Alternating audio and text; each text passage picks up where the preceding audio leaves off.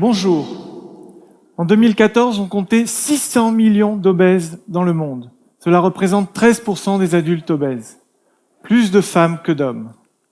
En France, le nombre de personnes obèses a doublé en 15 ans.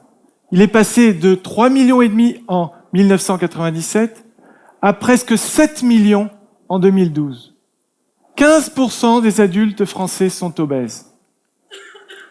L'obésité est une maladie des pauvres dans les pays riches et une maladie des riches dans les pays pauvres.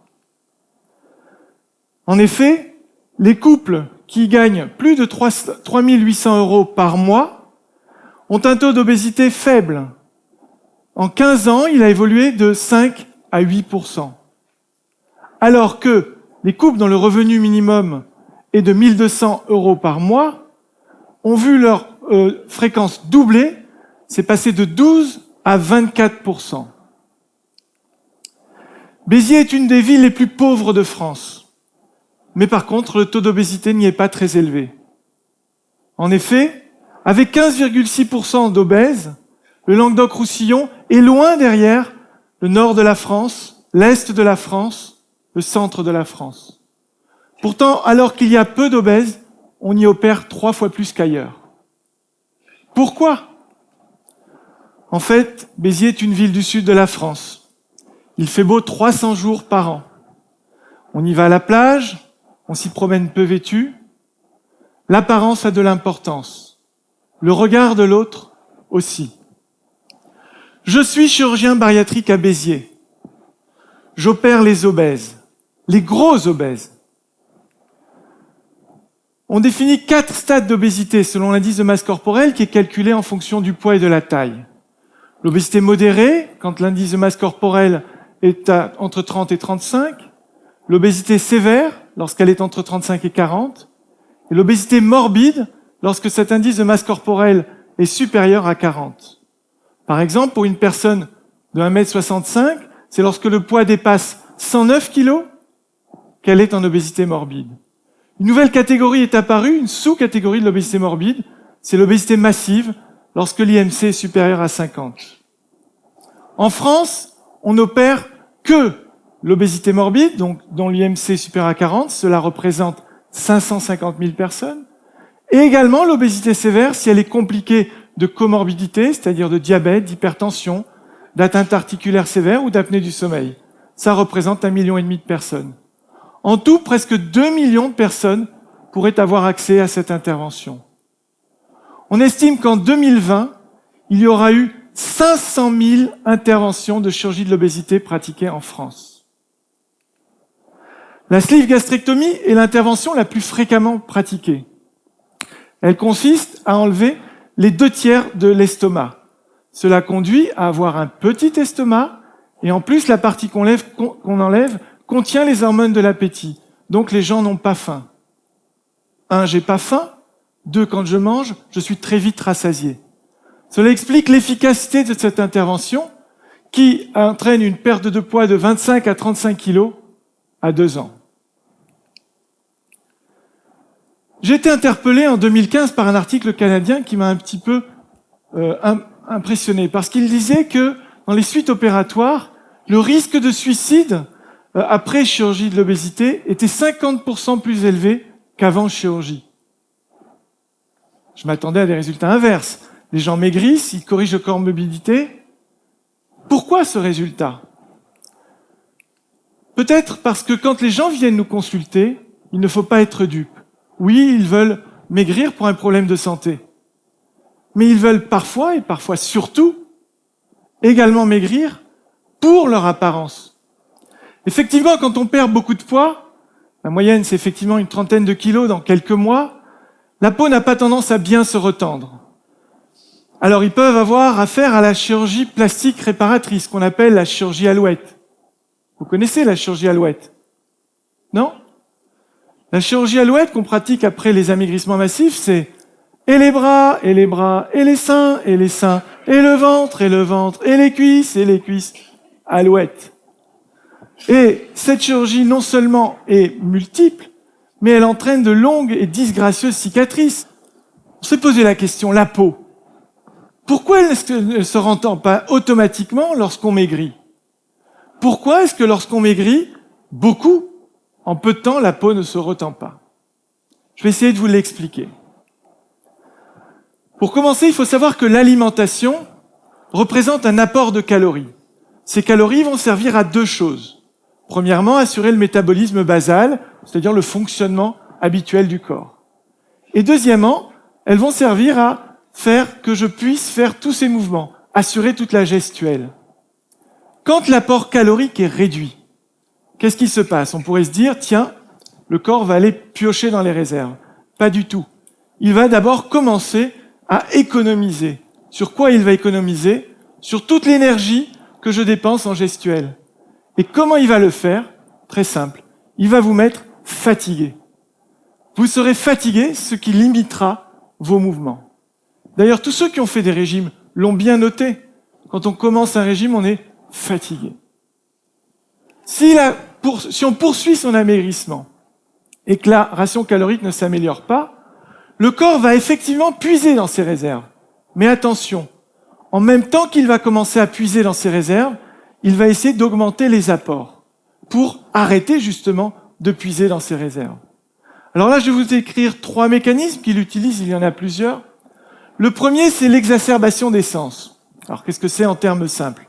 En termes simples, le corps va baisser son niveau d'exigence en même temps qu'il va mettre tous les sens en alerte.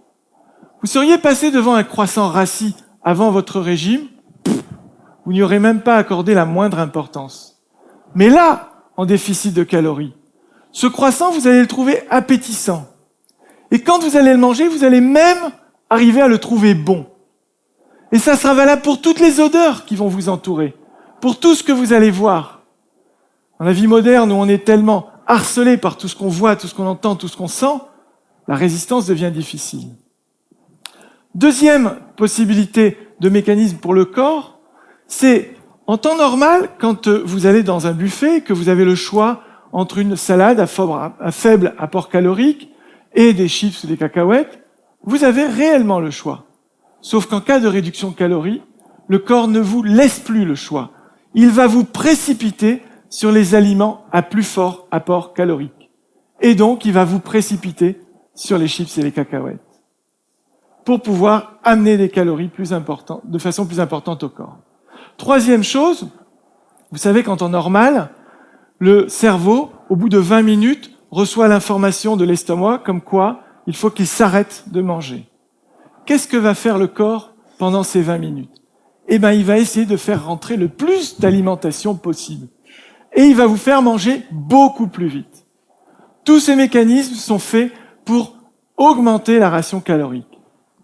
Oui, mais voilà, si vous continuez à perdre du poids parce que vous n'avez pas une ration calorique suffisante, quel est le stade ultérieur? Le stade ultérieur, ça va être la destruction de votre masse musculaire. Et pourquoi?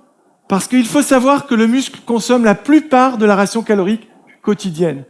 Et là, le corps gagne sur 2 tableaux. Un, il va plus avoir à entretenir ce muscle qui consomme une ration calorique importante, mais 2, n'ayant plus de muscle, vous ne pourrez pas faire de mouvement particulier. Et on va rentrer maintenant dans le plus fin. Et c'est là qu'il faut comprendre où la peau va être concernée. Si vous poursuivez effectivement votre insuffisance d'apport calorique, qu'est-ce que va faire le corps? Il va se sentir menacé dans sa survie. Alors, il va installer une protection pour les organes nobles. Tout ce que vous allez manger va aller aux organes nobles. Le cœur, le rein, le cerveau, le foie. Mais alors quoi? Eh bien alors les organes qui ne sont pas nobles, eux, ils n'auront plus rien. Qui sont ces organes pas nobles? Les cheveux, les poils et la peau, exactement. Et cette peau qui ne sera plus nourrie, qu'est-ce qu'elle va faire que vous soyez jeune, que vous soyez vieux, homme, femme? Si elle n'est plus nourrie, elle ne se retendra pas. Alors qu'est-ce qu'on peut faire? Le premier moyen, c'est d'apporter par voie orale tout ce que la peau va pouvoir accepter pour être nourrie, mais il ne faut pas que ce soit des choses qui soient préemptées par les organes nobles. Donc c'est tous les aliments que la peau pourra intégrer et qui ne sont destinés qu'à la peau ou qu'aux cheveux. Pendant la première année après la sleeve gastrectomie, on met en place une supplémentation vitaminique qui permet d'apporter 12 principes actifs différents qui vont favoriser la repousse des poils et des cheveux, la retente de la peau et une meilleure élasticité à ce niveau. En fait, on s'est également aperçu qu'on pouvait avoir un autre moyen d'action, puisque ce qui passe par la bouche n'y arrive pas à la peau. Pourquoi ne pas utiliser la voie locale? Vous voyez tous à longueur de publicité à la télévision ces crèmes enrichies en collagène qui nous permettent la régénération de la peau et tout. Oui, mais ça, quand vous avez une alimentation normale, l'alimentation vous apporte ce que vous avez besoin. Donc ces crèmes ne sont pas très utiles.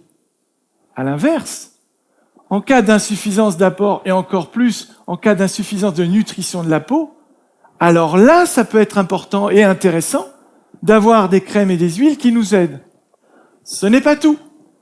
La peau, on le sait, comme vous l'avez vu tout à l'heure sur les images, si vous la laissez, elle tombe.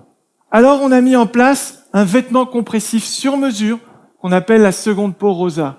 Ce vêtement compressif sur mesure est corps entier. Il doit être porté tous les jours pendant 2 ans. Il va effectivement empêcher la peau de tomber par le système de la compression, le temps qu'on retrouve une alimentation capable de nourrir la peau et donc de lui permettre de se retendre. Un travail sur l'image du corps et l'estime de soi est entrepris avec le psychiatre, parce qu'effectivement, c'est une démarche essentielle pour que les patients prennent soin quotidiennement de leur corps et qu'ils ne se découragent pas.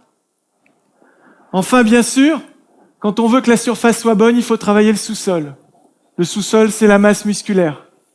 Les marches collectives, voilà l'ensemble des moyens qu'on a mis en place. Le résultat, c'est que depuis janvier 2013, soit depuis presque 4 ans, aucune des personnes que nous avons opérées de sleeve gastrectomie n'a eu besoin d'avoir recours à la chirurgie plastique de retente abdominale, type abdominoplastie ou total body lift. Aucune non plus ne s'est suicidée.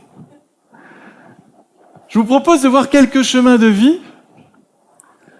Le premier, celui d'Yvette et Sébastien. Yvette, quand elle est rentrée dans le réseau, elle pesait 199,7 kilos, presque 200 kilos. Et elle marchait pas plus que 500 mètres. Elle a perdu 115 kilos. On est à 3 ans de sa sleeve gastrectomie. Mais en plus, elle est devenue coach sportive dans le réseau Rosa, puisque maintenant, elle arrive à marcher à 7 km/h en marche nordique. Son compagnon, Sébastien, lui a perdu 45 kilos. Ouais, mais voilà. Lui, il n'a pas été opéré. Lui, il a suivi juste la Rosatitude, c'est-à-dire l'ensemble de ces moyens qu'on met en place qui permettent de changer de façon de vivre. Finalement, avec ou sans chirurgie, le traitement de l'apparence dans l'obésité est une nécessité absolue si on veut aider les obèses à modifier leur chemin de vie durablement. Donnons-leur la chance de s'aimer. Donnons-leur la chance d'aimer leur nouveau corps afin qu'ils soient prêts à faire tous les efforts nécessaires pour défendre le résultat de leur courageuse démarche. Je vous remercie.